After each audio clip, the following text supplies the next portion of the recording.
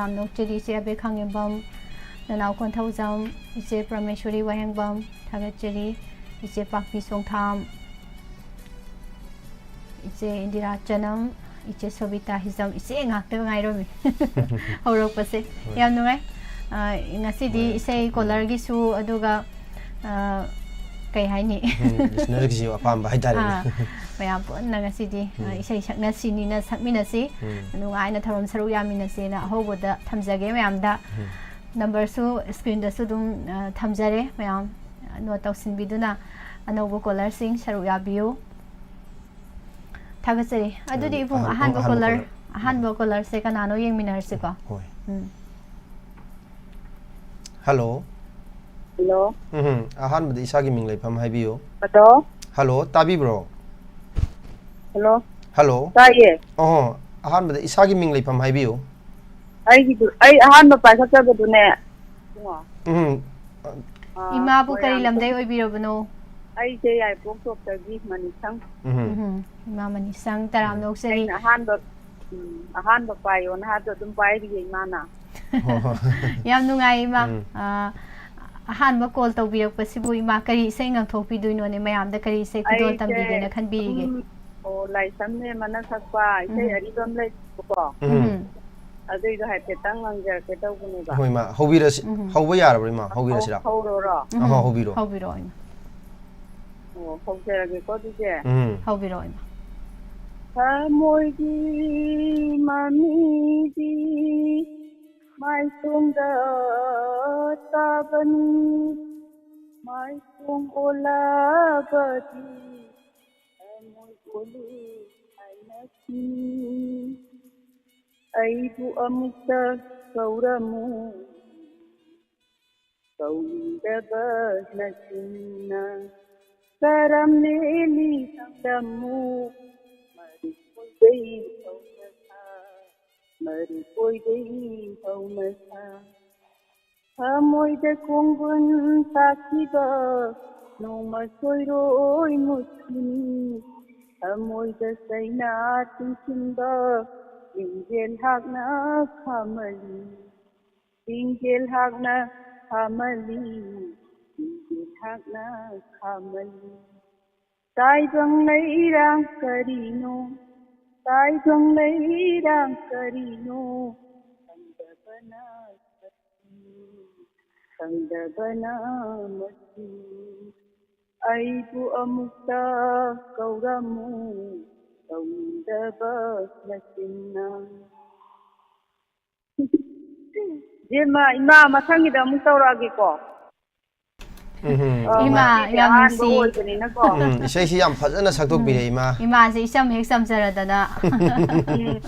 yam nusi ima na ngang thorok pase ta ba amuk torage isagi phone tabda su yamna nungai ima se hoi ima hayeng amuk su thengna si yam phajabe isai ni ima na ai ngasi phone number ga loina phajan jare hoi yam nungai jai phone number thank you ima thank you hoi marak ta call tawbiro saru yamina si Ibung hojige iman sa ambay saydo Aibu amukta kauramu kauning draba nasin naga asyam phajabi isai ni haitare jang phajabi isai ano ase hello good afternoon good afternoon se wahong TV ra Diamond radio Kay lamday oibirobano call tawbira ise ai sangai umfamda maya doine isagi ming le pham haibiyo mingna lalijan kawe ngasina ahan ba thengna bani ko ngasina ahan ba thengna bani do ahan ba thengna ba sida madam kari phaubi ge yamna nungai ba phaubi bra na tagana sang da pakhat pa thukat pa ga yaubi bro pakat pa thukat pa ri ka ma laite ba nungai ba ti thaujai alo no hoijina sandorak bi ba radio da sandorak bi ba khudi ma ke program khudi ma loina haudaina loi ko ta je sangai mo je khoi wa ho radio se 5 fa de na hai ba su he he le do madam khoi gi di adu mayek seng na phabi bra kamai tobi mayek seng di fa aduga specter ai se fadana nungai ra kan da ne marak ta ne tat laga kuina lai thong se yo kaino ne madam saubi gano ase akhoi gi net ki problem khatang leibo ko net to season na bani na ꯑꯗꯨꯒꯤ problem ꯈꯤꯇꯪ ꯂꯩꯕꯅꯤ ꯑꯗꯣ ꯑꯗꯨꯝ ꯑꯩꯈꯣꯏꯁꯨ ꯄ꯭ꯔꯣꯕ꯭ꯂꯦꯝꯗꯣ ꯊꯣꯛꯇꯅꯕ ꯍꯥꯏꯗꯤ ꯁꯦꯝ ꯁꯥꯖꯒꯦ ꯍꯥꯏꯇꯥꯔꯦ ꯑꯗꯣ ꯃꯦꯗꯥꯝ ꯁꯔꯨꯛ ꯌꯥꯕꯤꯔꯕꯅꯤꯅ ꯀꯔꯝꯕ ꯏꯁꯩ ꯁꯛꯄꯤꯗꯣꯏꯅꯣ ꯉꯁꯤꯁꯤꯕꯨ ꯑꯩ ꯏꯁꯩ ꯁꯛꯄꯗꯤ ꯍꯩꯇꯦꯕꯣ ꯑꯗꯣ ꯁꯨꯝ ꯁꯔꯨꯛꯇꯤ ꯌꯥꯅꯤꯡꯗꯅ ꯇꯧꯔꯛꯄ ꯋꯥꯅꯤ ꯃꯊꯪꯒꯤꯗ ꯁꯛꯆꯔꯛꯑꯒꯦ ꯃꯇꯦꯛ ꯑꯃ ꯉꯥꯡꯊꯣꯛꯄꯤꯔꯝꯃꯣ ꯃꯦꯗꯥꯝ ꯑꯁꯨꯝ ꯌꯨꯝꯗ ꯂꯩꯕꯗ ꯁꯨꯝ ꯉꯪꯕ ꯏꯁꯩꯀꯣ ꯑꯗꯣ ꯃꯊꯪꯒꯤꯗ ꯑꯣꯏꯅ ꯉꯪꯉꯒꯦ ꯉꯁꯤꯗꯒꯤ ꯈꯤꯇꯪ ꯇꯝꯕ ꯍꯧꯖꯔꯛꯑꯒꯦ ꯃꯔꯤ ꯐꯠꯀ ꯑꯝꯇ ꯐꯥꯕꯤꯗꯕ꯭ꯔꯣ ꯖꯥꯠꯂꯣ ꯃꯦꯗꯥꯝꯁꯤꯕꯣ ꯃꯔꯤ ꯐꯠꯇꯅꯦ ꯑꯩꯅ ꯁꯛꯇꯤ ꯁꯛꯅꯤꯡꯉꯦꯕ ꯑꯗꯣ ꯀꯣꯟꯅ ꯉꯪꯖꯔꯛꯑꯒꯦ ꯃꯇꯨꯡꯗ ꯌꯥꯝ ꯅꯨꯡꯉꯥꯏꯖꯩ ꯀꯣꯜ ꯇꯧꯕꯤꯔꯛꯑꯒ ꯁꯔꯨꯛ ꯌꯥꯕꯤꯔꯝꯕ ꯊꯥꯒꯠꯆꯔꯤ ꯅꯄꯥꯎꯈꯣꯜ ꯇꯥꯕꯗꯤ ꯃꯦꯗꯥꯝ ꯌꯥꯝ ꯅꯨꯡꯁꯤꯖꯩ ꯊꯦꯡꯅꯖꯕꯁꯦ ꯑꯗꯣ ꯏꯁꯩ ꯁꯛꯄꯤꯔꯝꯗꯕꯒꯤ ꯅꯨꯡꯉꯥꯏꯇꯕ ꯑꯃꯗꯤ ꯂꯩꯍꯧꯔꯦ ꯑꯗꯨꯝ ꯐꯥꯎꯔꯦꯀꯣ ꯉꯁꯤꯁꯦ ꯌꯥꯝ ꯅꯨꯡꯉꯥꯏ ꯑꯗꯨꯕꯨ ꯃꯊꯪꯒꯤ ꯀꯣꯂꯔꯗ ꯈꯨꯗꯣꯡꯆꯥꯕ ꯄꯤꯖꯒꯦ ꯄꯤꯌꯥꯔꯤ ꯑꯣꯀ꯭ꯔꯝ ꯇꯔꯥꯝꯅꯣꯛꯆꯔꯤ ꯄꯤ ꯀꯦ ꯍꯦꯜꯞ ꯑꯁ ꯆꯍꯤ 10 ꯃꯇꯨꯡꯗ ꯉꯁꯤ ꯑꯃꯨꯛ ꯊꯦꯡꯅꯕ ꯌꯥꯝ ꯅꯨꯡꯉꯥꯏ ꯊꯥꯒꯠꯆꯔꯤ ꯂꯥꯏꯁ꯭ꯔꯝ ꯏꯃꯥ ꯁꯨꯃꯇꯤꯅꯤ ꯉꯁꯤꯗꯤ ꯂꯥꯏꯁ꯭ꯔꯝ ꯏꯃꯥ ꯁꯨꯃꯇꯤ ꯇꯔꯥꯝꯅꯣꯛꯆꯔꯤ ꯏꯆꯦ ꯂꯥꯡꯂꯦꯟꯇꯣꯟ ꯑꯁꯦꯝ ꯅꯦꯅꯦ ꯁꯥꯕꯤꯇ꯭ꯔꯤ ꯏꯆꯦ ꯃꯨꯇꯨꯝ ꯄ꯭ꯔꯣꯃꯤꯂꯥ ꯃꯦꯗꯥꯝ ꯁꯟꯖꯤ ꯂꯩꯃꯥ ꯊꯥꯒꯠꯆꯔꯤ ꯏꯕꯨꯡ ꯖꯤꯇꯦꯟ ꯀꯀꯥ ꯈꯝꯕ ꯇꯣꯏꯖꯝ ꯑꯍꯜꯂꯣꯟꯒꯤ ꯊꯧꯔꯝꯗ ꯀꯀꯥꯁꯦ ꯋꯥꯔꯤ ꯁꯥꯟꯅꯔꯨꯕꯗꯩ ꯀꯀꯥ ꯀꯧꯕꯗ ꯈꯛ ꯈꯛ ꯄꯜꯂꯦ ꯇꯧꯔꯤꯁꯦ ꯑꯗꯨ ꯅꯞꯅꯔ ꯑꯗꯨꯝ ꯀꯧꯖꯔꯛꯀꯦ इबुंग सोमानंद तरामनोक्चरी पाबुंग आर के कोयुंग सनाबुस्तु तरामनोक्चरी ngasi isai saknasi thoramda thagacheri Miss Tandan khaba khaba Penining Thauzam Gayatri Hairom live telection birakliba khudingmak isai nungaina tamina se aizage Romila Senjam यारी मैम सिदगी इबुंग कॉल तौरक्तुइसे कॉलर अमानी मंगाइबा अतै दि बाबोक लोय ओइदुइनेबा अदुना इसै नुंगाइना तामिनसे तंग हाइजगे माने माने माने इबुंग मथाइन कॉल येंगसिको hello hello good afternoon sir good afternoon sir madam थागसरी अहमद इसागी मिंग लेफम हाइबियो आई थंगाबो दिल कुमार सरुक याबिरकुसु अहानबा ओइदोरा इबुंग साइ मतंग जि वारी म थोलक तोरे वारी मसा मसा अदुम थोन जि अदुम हाइतारे नुंगाइ बिनि ब्रो दिलीप नुंगाइजरी मैडम कमाई कमाई तौबिरिगे खोइगी वाहोंग रेडियो सिबु थोंजाव माइकैदा हौजिकानसे करम्बा फिबमदा लैबिगे अदुम फादि फाले दुंगांग हमदि खरदि सेगे हो याम नुंगाइजे पाउ ताबदा याम नुंगाइजे अखोइजु सार होइ चत्तना खोतना याम कना सेमजनजरी हाइतारे मयाम गी दमकता को अदो सर थोरम सिदा सरुक याबिराबनिना करम इसे खुदोन तंबिदोइनो इसे जहिबा हितबम तंसु ट्राई तजन के रंबिगे होय अहिबना सकबदी हैतबना सकपसिना खतंग हेना मीना तानिंगी हाइतारे सर होबिरो सिरा सर होबो यारबो होय सर होबिरो मंगलांगा लाटुना नन्ना करिगे कपलंदी थाजदा मंगलांगा लाटुना नन्ना करिगे कपलंदी थाजदा नंगी दामा वाजरीव पुंसी सिंगा Nangbu karamna kaugani Nangbu karamna kaugani Ay nangbu tamo sayangsi Manglada laktuna Nangna Erigi kaplamli Thajadana Tungba yadrava Ahingi matamda Nangi nungshigi Wakalda nauki Tembiki ibu Tatana nangi Nungshirawa Naamshumi shayda Nangi dama Wajaribu punsisiya Nangbu karamna kaugani Ay nangbu tamoy sayangsi 마주 상가와 난기노도 미국구디 칼리타모야 랍크버슈 응시버까야나 미라이버디 엄마 아이나디 난고 그다음 살로스 얘기합니다. 다음 상차로 sir yam 타자다나 chip 좀 saktori hai tare nei chan ko 아우 si 파우슬라가 거 hoi sei mata han basigi khununga isidi haidana kana de wa isni kai matel sabi ke dile ngasizi kainon nga ni toredo as nga thong ba sin ni nga thong ba cha ba sin ni ne ngasi se yam phajaba ma kam thare isidi sa yam nungai je thoram masibu saru yamina dana ngakang apam be sei chaktok pi dana hai tare chan ko hoi tang awa ba kauk thok minari se hai tare hoi 사람에다 우주 다겠어. thagasai dile zili keno tawse delete oina tawbiyo hidden tawbiganu chatta laiba member sing soi hi ba hai wata phajada ba yarsu no do yade julia do yade message to dang delete tawbiyo an hidden tawbiganu hoi mayam na sum jengnari bam keno no ko asoi ba se chum thokna bi ta ja khaga dum pina se mani mani aduna hidden makti tawbiganu na dumai thamjage moderator khuding makna thagasai anjali singtham taram no cheri diklai ibung jiten tongbram matam kuirabagi tongda ibung bo Diamond TV live chat taram no cheri thagacheri kai hai ro gai tuina hai ibung ai gyan ta de ko siba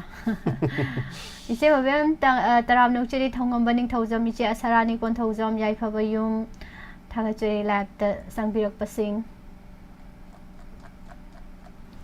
Tagasari. Mathangi ko lang mulo khatsage. Hello. Hello. Good afternoon. Good afternoon. call tawbirak pa isagi mingam tang mayam na khangan se Photo naman dagi mama janini. mama as yam nungai mama saru yabirak ko thorom sida Aga kengna bache di ahaman ni ko. hoi mama adum ai hai tare mama gi mingse dum tatna dum ai di yawi hai tare ni thorom sida mayam na saruk yare ba mama se Ho ai ming ta bi ba phai. hoi mama ngasi che kari mathen sabi khrage Ngasi de hawai thungi bori wo kari wa hapsan laga. mathen su yam na hawi hai tare matam sigi da ko adum mama kari sei khudon tambi doino mama je sei yam hay mayam na Mama ki sei am hai ba ni na. Kani da wai sei no na la sida kani da wai sei sei ning na sei no hai ji hai kana na ngang ni ne adai ki jo sa ke ta yam ni ngapa. mama smai to bune khoi gi isai mi oina po di isai ngang da mi adagi mai thong da nok pa haitaba mi si ahalamana haina bada isan karino mai nai daine adama ham sum haina hai tare ma ko aduna isai ngang nong masung ngang thok ka dawni isai ngang thok pa haisina igi awa puna mak si loina puraga sakhi hai tare ma Kang ja no na kang de sei ge. Da sa ke ta yam ni ngapa ma je. hoi ya bi da dawni ya ga dawni adu kari sei bungang bidu no ngasi ma isai phajabam ta saktok pirok si makha na sa khoi ta jarak Oh, aina sa matanga atho ko na te na sa di cha ni na sa lo. Ja ji banja. Ja ji mai ga cha ka no ra puspa aga sa lo. Ai makok sa la ke. hoi Sa la gi ko. mama hobiro Imagi mamau ai ha pu tha jang. Ima pagi mamau ai ha pu tha jang. Imagi mamau ai ha pu tha jang. Nang che ai gi ni ai gi ho ho nong dam ba na tam lam ba ni. Imagi mamau ai ha pu tha jang. Wow re ai di pu wow re. Wanang jiwa kan dengau re. Imagi mamau ꯑꯩꯍꯥꯛꯄꯨ ꯊꯥꯖꯧ ꯍꯦꯟꯅ ꯐꯖꯔꯦ ꯑꯣ ꯍꯦꯟꯅ ꯅꯨꯡꯁꯤꯔꯦ 이마기 마마우 살라 아이 마카타 하자 따라께서 오늘 소이도그러니 mama yam fajabi isai ni haitare yam ꯑꯗꯨꯗꯤ ꯅꯪꯅ ꯆꯥꯛ ꯊꯣꯡꯕ aina fi suba ꯅꯪꯅ ꯑꯉꯥꯡ ꯂꯧꯕ aina koiba satpa ꯁꯨꯃꯥꯏꯅ ꯌꯥꯎꯗꯥꯏꯅꯦ ꯃꯥ ꯏꯁꯩꯗ ꯅꯪꯅ ꯆꯥꯛ ꯊꯣꯡꯕ ꯑꯩꯅ ꯁꯤꯅꯤꯃꯥ ꯌꯦꯡꯕ ꯅꯪꯅ ꯑꯉꯥꯡ ꯂꯧꯕ ꯑꯩꯅ ꯑꯣꯐꯤꯁ ꯀꯥꯕ ꯅꯁꯥꯅ ꯌꯥꯔꯕꯣ ꯍꯣꯏ ꯌꯥꯔꯦ ꯑꯩꯍꯥꯛꯄꯨ ꯌꯥꯖꯔꯦ ꯅꯪꯅ ꯍꯥꯏꯕ ꯃꯈꯩ ꯌꯥꯖꯔꯦ ꯌꯥꯝ ꯐꯖꯕ ꯏꯁꯩ ꯍꯣꯏ ꯏꯆꯥꯅꯤꯅ ꯐꯖꯅ ꯁꯛꯂꯛꯑꯣ ꯍꯣꯏ ꯃꯇꯥꯡ ꯆꯥꯕ ꯆꯥꯕꯗ ꯌꯦꯡꯉꯒ ꯍꯥꯏꯇꯥꯔꯦ ꯁꯛꯂꯛꯑꯒꯦ ꯁꯛꯇꯣꯔꯛꯑꯒꯦ ꯊꯥꯒꯠꯆꯔꯤ ꯃꯥ ꯃꯊꯪꯒꯤ ꯀꯣꯂꯔꯗ ꯑꯃꯨꯛ ꯈꯨꯗꯣꯡꯆꯥꯕ ꯄꯤꯖꯒꯦ ꯁꯥꯔ ꯒꯤꯜꯕꯔꯠ ꯏꯕꯨꯡ ꯒꯤꯜꯕꯔꯠ ꯇꯔꯥꯝ ꯅꯣꯛꯆꯔꯤ ꯀꯨꯏꯃꯟꯗꯅ ꯏꯕꯨꯡꯒꯥꯁꯦ ꯀꯥꯎꯗꯣꯔꯦꯗ ꯁꯨꯝ ꯊꯣꯛꯂꯛꯃꯟꯗꯗꯅ ꯊꯥꯒꯠꯆꯔꯤ ꯀꯦꯜꯕꯤꯟ ꯂꯥꯏꯁ꯭ꯔꯣꯝ ꯆꯤꯡꯈꯩ ꯑꯉꯣ ꯑꯦꯝ ꯂꯤꯛꯂꯥꯏ ꯅꯦꯕꯤꯗꯤꯇꯥ ꯇꯔꯥꯝ ꯅꯣꯛꯆꯔꯤ ꯊꯥꯒꯠꯆꯔꯤ ꯄꯥꯈꯪ ꯑꯔꯤꯕ ꯁꯝꯖꯦꯠ ꯁꯥꯕꯝ ꯅꯦꯅꯦ ꯁꯣꯃꯣꯂꯥ ꯏꯟꯗꯤꯔꯥ ꯅꯣꯡꯊꯣꯝꯕꯝ ꯇꯔꯥꯝ ꯅꯣꯛꯆꯔꯤ ꯏꯕꯨꯡ ꯑꯟꯖꯟꯊꯥꯒꯠꯆꯔꯤ ꯏꯕꯨꯡ ꯖꯤꯇꯦꯟ ꯏꯆꯦ ꯑꯌꯤꯡꯕꯤ ꯌꯨꯝꯅꯥꯝ ꯀꯃꯦꯟꯁꯦ ꯌꯥꯝ ꯌꯥꯝꯃꯦ ꯄꯥꯕꯗ ꯆꯤꯊꯍꯧꯗꯣꯔꯦ ꯑꯝꯇ ꯄꯥꯔꯔꯣꯏꯒꯦ ꯑꯗꯣ ꯈꯖꯤꯛ ꯈꯖꯤꯛꯇꯤ ꯑꯗꯨꯝ ꯄꯥꯁꯦ ꯍꯥꯏꯗꯤ ꯑꯗꯣ ꯃꯌꯥꯝ ꯆꯥꯠꯇ ꯂꯩꯕꯤꯔꯤꯕ ꯃꯌꯥꯝꯁꯦ ꯃꯌꯥꯝꯁꯦ ꯁꯨꯃꯥꯏꯅ ꯇꯧꯁꯦ ꯀꯩꯅꯣ ꯇꯧꯁꯦ ꯅꯨꯡꯉꯥꯏꯅꯗꯕ ꯒꯥꯏꯁꯦ ꯑꯝꯇ ꯊꯝꯕꯤꯒꯅꯨ ꯑꯩꯈꯣꯏꯗꯤ ꯅꯨꯡꯉꯥꯏꯅꯗꯕ ꯑꯝꯇ ꯂꯩꯇꯦ ꯑꯩꯈꯣꯏꯒꯤꯗꯤ ꯃꯌꯥꯝ ꯂꯩꯔꯤꯉꯩ ꯑꯩꯈꯣꯏ ꯂꯩꯖꯩ ꯍꯥꯏꯇꯥꯔꯦ ꯑꯗꯨꯅ ꯍꯥꯏꯗꯤ ꯐꯖꯕ ꯋꯥꯍꯩ ꯋꯥꯇꯥ ꯑꯗꯒꯤ ꯑꯩꯈꯣꯏ ꯃꯁꯦꯟ ꯅꯨꯡꯁꯤꯅꯁꯤ ꯑꯩꯈꯣꯏ ꯃꯁꯦꯟ ꯍꯔꯥꯎ ꯍꯔꯥꯎ ꯂꯩꯃꯤꯟꯅꯁꯤ ꯍꯥꯏꯅꯤꯡꯉꯤ ꯀꯣ ꯍꯣꯏ ꯑꯗꯣ ꯃꯌꯥꯝꯅ ꯅꯨꯡꯉꯥꯏꯇꯕ ꯂꯩꯔꯒꯁꯨꯅꯦ ꯑꯩꯈꯣꯏꯗ ꯀꯟꯇꯦꯛ ꯇꯧꯕꯤꯔꯛꯑꯣ ꯑꯗꯨꯒ ꯋꯥꯔꯤ ꯁꯥꯁꯦ ꯇꯣꯉꯥꯟꯅ ꯂꯥꯏꯚꯇ ꯇꯧꯕꯁꯦ ꯌꯥꯝ ꯅꯨꯡꯉꯥꯏꯇꯦ ꯐꯖꯗꯦ ꯑꯗꯨꯅ ꯁꯤꯒꯤ ꯂꯥꯏꯚꯇ ꯁꯨꯃꯥꯏꯅ ꯃꯌꯥꯝ ꯁꯨꯝ ꯅꯨꯡꯁꯤꯅꯗꯦ ꯍꯥꯏꯕꯩꯗꯤ ꯅꯠꯇꯦꯀꯣ ꯁꯨꯝ ꯃꯔꯛꯇ ꯍꯦꯛ ꯀꯩꯒꯨꯝꯕ ꯀꯥꯟꯗ ꯑꯟꯗꯔꯁꯇꯦꯟꯗꯤꯡ ꯂꯩꯅꯗꯕ ꯍꯦꯛ ꯌꯥꯎꯔꯛꯑꯦ ꯑꯗꯨꯅ ꯍꯥꯏꯖꯕꯅꯤ ꯑꯗꯣ ꯀꯩꯒꯨꯝꯕ ꯅꯨꯡꯉꯥꯏꯇꯕ ꯂꯩꯔꯒꯗꯤ ꯑꯩꯈꯣꯏꯗ ꯀꯟꯇꯦꯛ ꯇꯧꯕꯤꯔꯛꯑꯣ ꯑꯗꯨꯒ ꯑꯗꯨꯝ ꯋꯥꯔꯤ ꯁꯥꯁꯦ ꯅꯨꯡꯉꯥꯏꯅ ꯅꯣꯛꯇꯅ ꯁꯥꯁꯦ ꯆꯠꯂꯣ ꯃꯊꯪꯒꯤ ꯀꯣꯂꯔ ꯂꯧꯈꯠꯁꯤꯀꯣ ꯃꯊꯪꯒꯤ ꯀꯣꯜꯁꯨ ꯂꯧꯈꯠꯆꯒꯦ ꯏꯕꯨꯡ ꯑꯕꯤꯅꯥꯁ ꯇꯔꯥꯝ ꯅꯣꯛꯆꯔꯤ ꯃꯃꯥ ꯈꯦꯗꯥꯕꯇꯤ ꯑꯝꯇꯪ ꯔꯣꯜ ꯀꯧꯕꯁꯦ ꯑꯝꯇꯪ ꯁꯨꯍꯧꯈꯤꯒꯦ ꯇꯧꯕꯅꯦ ꯅꯅꯥꯎ ꯀꯣꯟꯊꯧꯖꯝꯁꯦ ꯑꯅꯤꯔꯛ ꯑꯍꯨꯝꯂꯛ ꯀꯧꯗ꯭ꯔꯗꯤ ꯌꯥꯗꯦ ꯔꯣꯜ ꯀꯧꯕ ꯌꯥꯎꯗ꯭ꯔꯤ ꯍꯦꯛꯇ ꯍꯥꯏꯔꯛꯑꯦ ꯑꯝꯇꯪꯒ ꯃꯔꯛꯁꯤꯗ ꯀꯧꯁꯤꯟꯖꯍꯧꯒꯦ ꯊꯥꯒꯠꯆꯔꯤ ꯄꯨꯝꯅꯃꯛ ꯃꯃꯥ ꯑꯅꯟꯗꯤ ꯑꯣꯀ꯭ꯔꯝ ꯊꯥꯒꯠꯆꯔꯤ ꯀꯣꯜ ꯂꯧꯈꯠꯆꯒꯦ hello hello good afternoon sir. ꯑꯍꯥꯟꯕ ꯏꯁꯥꯒꯤ ꯃꯤꯡ ꯂꯩꯐꯝ ꯍꯥꯏꯕꯤꯌꯨ I from the copy of the lesson, sir. ꯁꯥꯔ ꯉꯁꯤꯁꯤꯕꯨ ꯀꯔꯤ ꯃꯊꯦꯜ ꯆꯥꯕꯤꯈ꯭ꯔꯒꯦ ngasi Hawaii ni tawre. ꯑꯁ ꯌꯥꯝ ꯍꯥꯎꯋꯦ ꯍꯋꯥꯏ ꯌꯥꯝ ꯍꯥꯎꯋꯦꯅ ꯍꯋꯥꯏ ꯑꯗꯨꯝ ꯍꯥꯏ ꯂꯩꯔꯕꯅꯤꯀꯣ ꯃꯌꯥꯝꯅꯁꯨ Sara thawrap purapdi ngasi na ha thena yam nuai ꯍꯣꯏ ꯍꯣꯏ ꯊꯥꯒꯠꯆꯔꯤ ꯀꯨꯏꯔꯦ ꯏꯕꯨꯡ ꯊꯦꯡꯅꯗꯕ ꯏꯕꯨꯡ ꯊꯕꯛ ꯊꯣꯏꯗꯣꯛꯄ ꯑꯆꯤꯟꯕ ꯂꯩꯕꯤꯕ꯭ꯔꯣ ꯊꯧꯔꯝꯁꯤꯡꯗꯤ ꯑꯗꯨꯝ ꯇꯥꯕꯤꯕ ꯅꯠꯇ꯭ꯔꯣ ꯁꯔꯨꯛ ꯌꯥꯕꯤꯔꯛꯇ꯭ꯔꯁꯨ Thawrap ni untai lawsing khara kadluba. ꯂꯧꯁꯤꯡꯒꯤ ꯐꯤꯕꯝꯁꯤꯕꯨ ꯍꯧꯖꯤꯛꯁꯤꯕꯨ ꯁꯥꯔ ꯍꯣꯏꯒꯤ ꯁꯥꯏꯠꯁꯤꯕꯨ ꯂꯣꯏꯁꯤꯟꯕꯤꯔꯕ꯭ꯔꯥ ꯀꯃꯥꯏꯅ ꯇꯧꯕꯤꯒꯦ ꯍꯧꯖꯤꯛꯁꯤꯕꯨ Lawsing loisanare. ꯇꯥꯕꯗ ꯌꯥꯝ ꯅꯨꯡꯉꯥꯏꯖꯩ ꯂꯧꯁꯦ ꯍꯨꯟꯕ ꯑꯗꯨꯒ ꯍꯨꯟ ꯂꯣꯏꯔꯀꯥꯟꯗ ꯄꯦꯡꯕꯒꯤ ꯃꯌꯥ ꯑꯃꯨꯛ ꯌꯧꯁꯤꯜꯂꯛꯄ ꯂꯤꯡꯕ ꯍꯧꯖꯤꯛ ꯇꯧꯔꯤꯁꯦ ꯍꯧꯖꯤꯛꯁꯦ ꯂꯧꯁꯤꯡꯒꯤ ꯃꯇꯝꯅꯤꯅ ꯌꯥꯝ ꯃꯇꯝꯗ ꯂꯣꯏ ꯋꯥꯅꯩ ꯍꯥꯏꯇꯥꯔꯦꯀꯣ ꯊꯕꯛꯁꯨ ꯂꯣꯏ ꯆꯤꯟꯅꯕ ꯍꯥꯏꯇꯥꯔꯦ ꯑꯗꯨꯕꯨ ꯑꯆꯤꯟꯕ ꯀꯌꯥ ꯀꯥꯏꯊꯣꯛꯑꯒ ꯑꯩꯈꯣꯏꯒꯤ ꯋꯥꯍꯣꯡ ꯔꯦꯗꯤꯑꯣ ꯑꯃꯗꯤ ꯗꯥꯏꯃꯟ ꯇꯤꯚꯤ ꯑꯗꯩ ꯑꯩꯈꯣꯏꯒꯤ ꯑꯇꯣꯞ ꯑꯇꯣꯞꯄ ꯄ꯭ꯂꯦꯠꯐꯣꯝꯁꯤꯡꯗ ꯍꯥꯏꯇꯥꯔꯦꯀꯣ ꯁꯔꯨꯛ ꯌꯥꯕꯤꯔꯛꯇꯅ ꯑꯩꯈꯣꯏꯕꯨ ꯄꯨꯛꯅꯤꯡ ꯊꯧꯒꯠꯄꯤꯕ ꯁꯤ ꯌꯥꯝ ꯅꯨꯡꯉꯥꯏꯖꯩꯀꯣ ꯁꯥꯔ ꯉꯁꯤꯁꯦ ꯀꯔꯤ ꯏꯁꯩ ꯈꯨꯗꯣꯟ ꯇꯝꯕꯤꯗꯣꯏꯅꯣ Hey, say you saw the Kuiranya, now when some say and then what of Panjaki. Sar hobirasigo dude Chandamukhi kadaidagi laurubano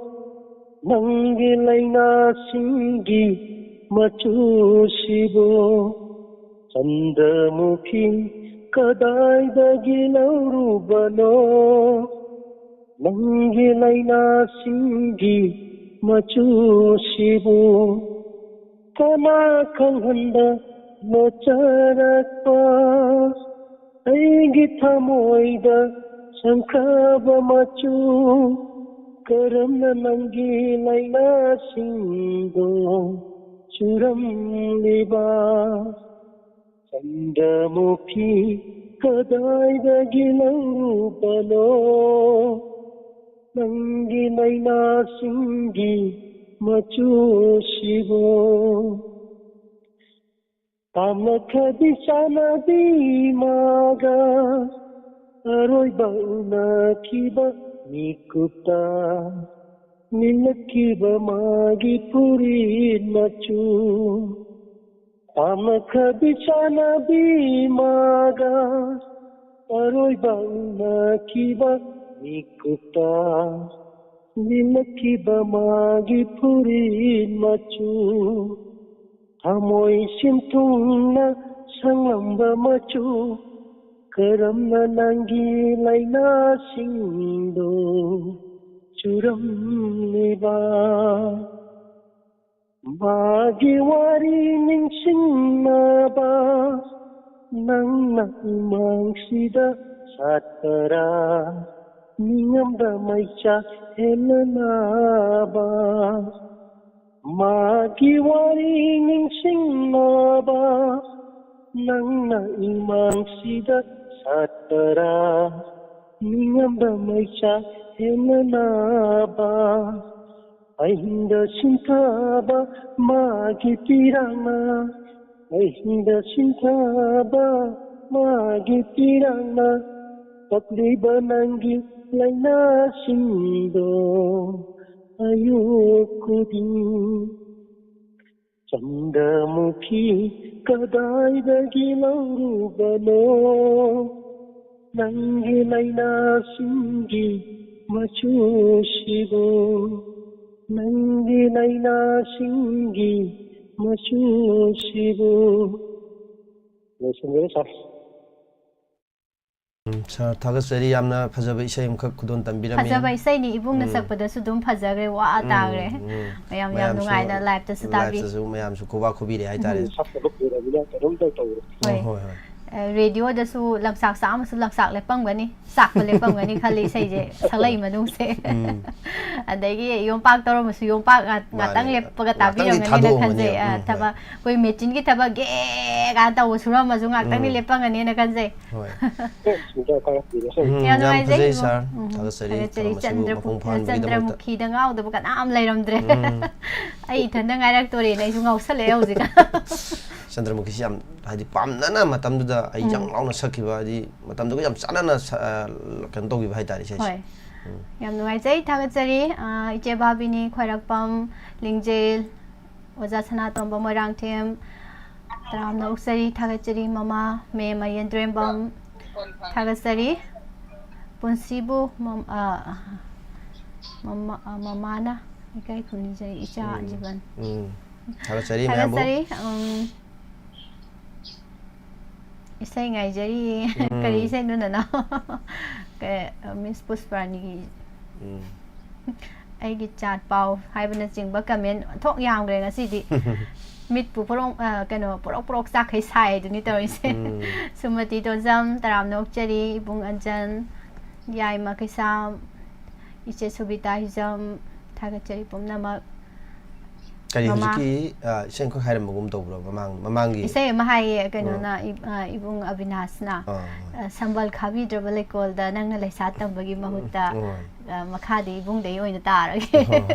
ta smati amko mayam gi dong pun pelhal na ba lai jari hai tare ne ngana matek to orsu khudol tamjahan ge ibung da duga be angom lap ta lebi bagoro bakhuman robita langpok taram no okcheri thagacheri adudi isai phajaba nungsiba yam romantic oiba isai masu aduga hujiki ibung avinas na mate amang ngangbion haibe isai se sisu mate am tangang biro han bagi oina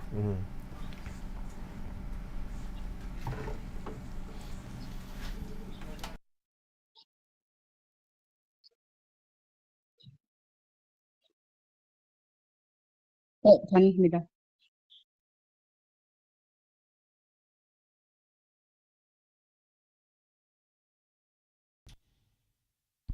Chambal खाबिद्राबा लैकोंदा नंगना लैसा तंबै महुत्ता इनाक्ता थमलगे खनखिदा नंगबु नुंसिरुबा थमोइना नंगबु नुंसिरुबा थमोइना Sambal Sambal Kabidraba Laikonda Nang nalay sa tambay mahuta Nang nalay sa tambay mahuta Sinapimbida si Patsari Makasidi track yaubidoina mate ama isai di haidoroige adum ibungna dungang biro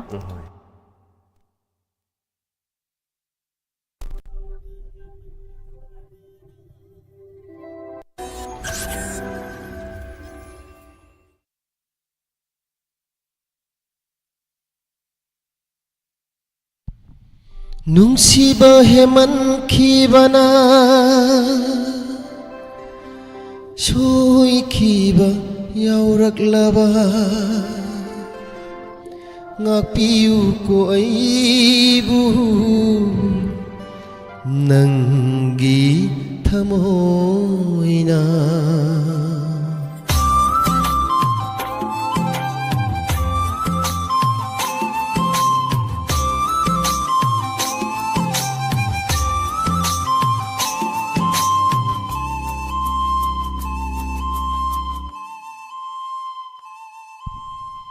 Nang namigi oy kibada Nang namigi oy kibada Ay di nang buyeng ba ngamahuro Ay namigi oy kibada di Ay namigi oy kibada di Nang di ay buyeng ba ngamahugada Nang di ay buyeng ba ngamahugada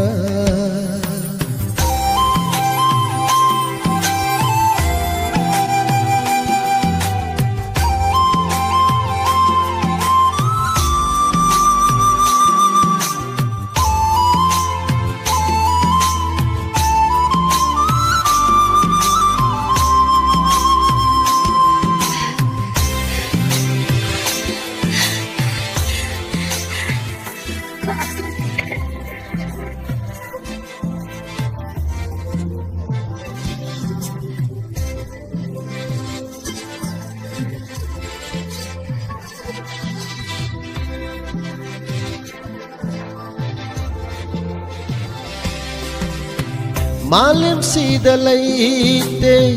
nangondagi henbi Aigi imi sida aigi thamoida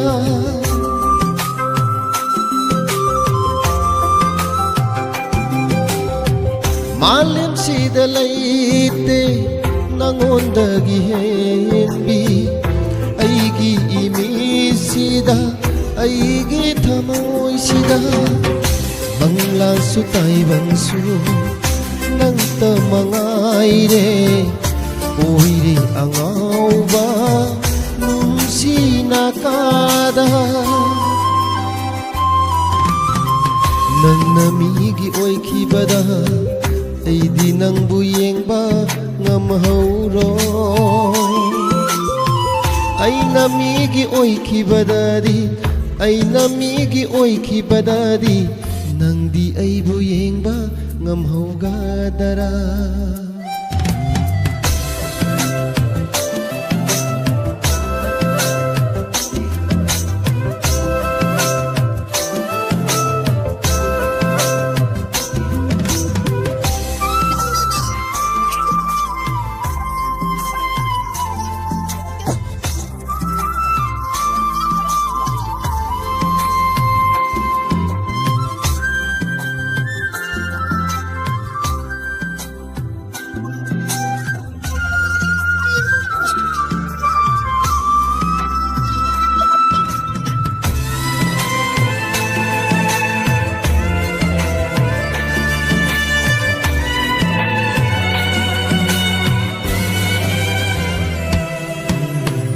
ꯅꯨꯡꯁꯤꯕ ꯍꯦꯃꯟꯈꯤꯕꯅ ꯁꯣꯏꯈꯤꯕ ꯌꯥꯎꯔꯛꯂꯕ ꯉꯥꯛꯄꯤꯌꯨꯀꯣ ꯑꯩꯕꯨ ꯅꯪꯒꯤ ꯊꯃꯣꯏꯅ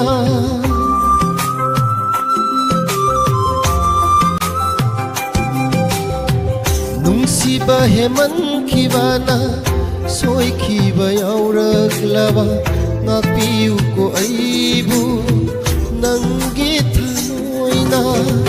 ꯂꯥꯟꯗꯕ ꯉꯝꯗꯕ 미요이 마포니 간비유 뭉시바디 뭉시바니 하이나 ನನ್ನ 미기 오이키바다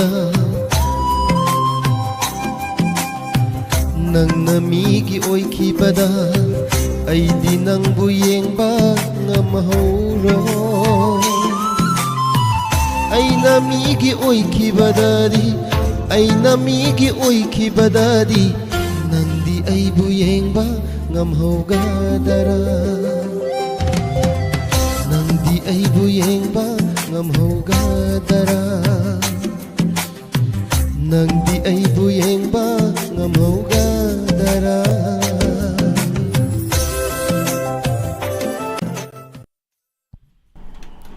yam phajaba isai ni thank you 타가서리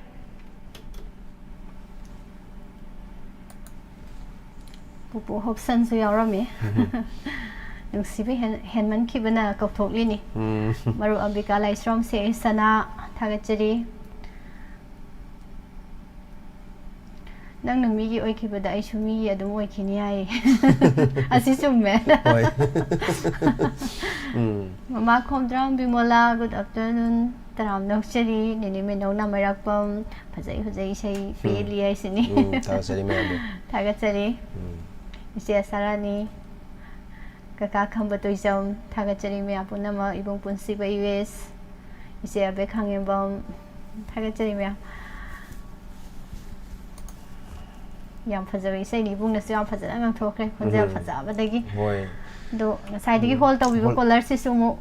yeng jage do isai mu tamina si color ge hello hello madam thawani ngobang thale tegi permesori ko madam isai jo isai sakwa hai bro ai isai je comedy gi isai comedy gi isai o akwai ibunga sikila tenga ekto biba ningsinga ke taroga ningsingdre yam phajadong male akhoi kenogi oja sur mangongi ichanupi oi dong male ichanupi ne mayai oiba akwai balana tu man madam adudi thorom sida charuk yabirabani na hojiki madam gi yamna phajadok su male haitari chango hawra siro madam ora ho ho ta phaidai ni isigi bora je no phadok sa balak patari isigi bora se mahaw amtang yeng tari so I dana tanja sa da lithora ke je hobi rasi madam ai kitari sina ta hojara ki ko hobi ro je ngai ronggi aina tatombagi bendarda tatombagi yu yomphanda nangna hore lapada yen thongba yaura u nangna hore halapada kaleja khara yaura u nangna hore lapada yen thongba yaura u chanaba yaudadi thum tangaga topadi kaleja gar gar phatli hei hai ngai rangi aina nangu tatombagi vendarda tatombagi yomphanda nangna yu ngauraba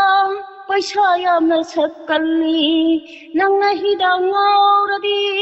sen yamna pigalli nangonde paisa lauraga sen khara lauraga business ama tau hogi hangai rangi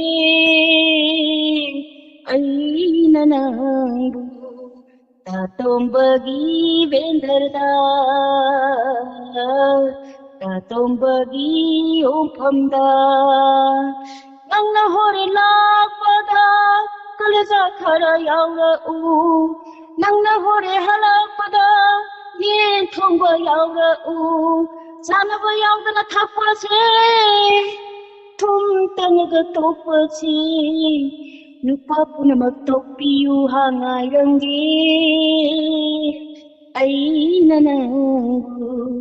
Tatombagi thongdanda Tatombagi vendarda Ibung mayam thakpada Yu khara thakpada Sanaba khara yaubiyu Ibung singna yu sing thakpada Thum tangaga tokkanu Thum tangaga tokkpase Punchi yamna timbani Ribar barpani hangai rangi Aina nanggu Tatombagi thongdanda Tatombagi vendarda Loijarabika Matamdo nuksiraiday che.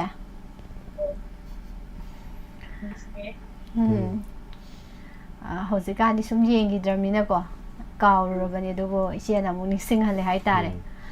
matamda haitare jon yamna mana pamjana haidi semtoga yam phajana khoi kaino da Mittega sangsang uri haitare. sakhibe ishaini Hoi. Yam thalasari madam thoramchida thoram pung phan bidana ibungna thambiramba haitare ko ado record machal ama oina ichena marak marakta ibungi record sing do amomuk tahan bi yam nuai sei ibu iche thagachari hat kai be yaure ise gi sei ta bada live chat ta lei video me am hat kai be yaure Oh, saro hoju thom tangbi kanu tangjade thagachari che mathangi color da khulong saba mu pizage mama naure manihal kaksing taramnok cheri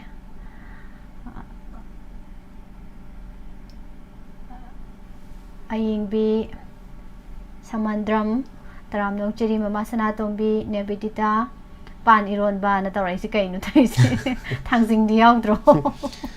pan ga thangjing ga simma naw ni ado thangjing di yaurak to male pan khatang haire ko inaw nu pi gaitri na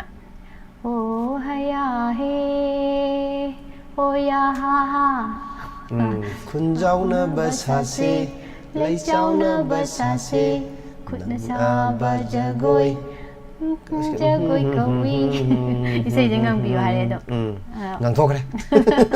matieng budon ta urai tare hoi laisham ne tawri ID ji kya melam ta tawri ko ka loi ngahole ko ka loi ngahole sini ibung ngangom thangmai ban taram no cheri ibung ngangom thangmai ban hai ji ibung kaino khanga ba ming ji kari oi doi ngangom sina magi yumnak oi doi ba thangmai bal sina magi leifam oi re adu ming di krai le adu di ming ngore yam nungai ri tawri se ichera da samom taram no cheri hobom langlen Thagachari Nene Savitri,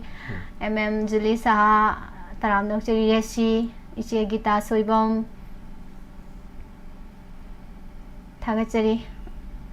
Una Kauda Basudum Yaure Marakta, Iche Subita Nauroibom, Iche Bekangembom, Thagachari Kundole Rang Dudi Taitome Kundole Rang Hesi. Ibu isai ma ningsinga ke ko do isai si mate mo mayam do khudol tamse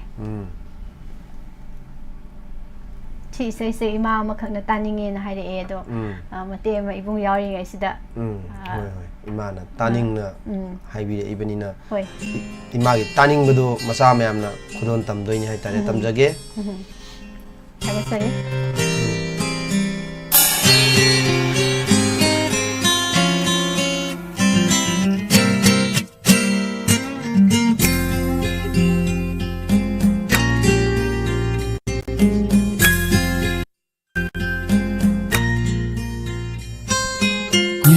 ire mapa tadaba magi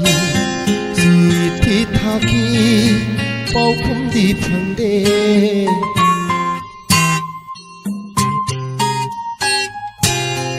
ire mapa tadaba magi chithi thaki pau khum di phangde khangre miram sida leita pham khangre pau khum ngai bada kuire mapa tadaba magi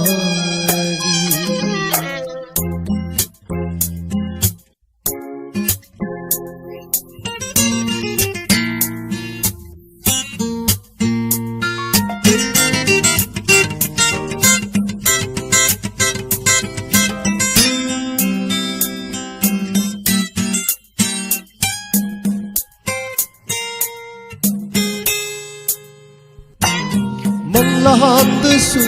toina urami awab saklonda laglamni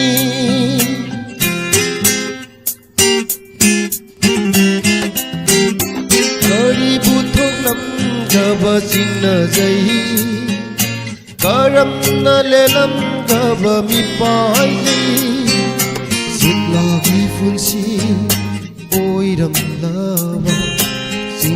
Lolana pairam gani nungsi senglau yeng jaraga awaba kongai koklam gani yemapa tadaba magi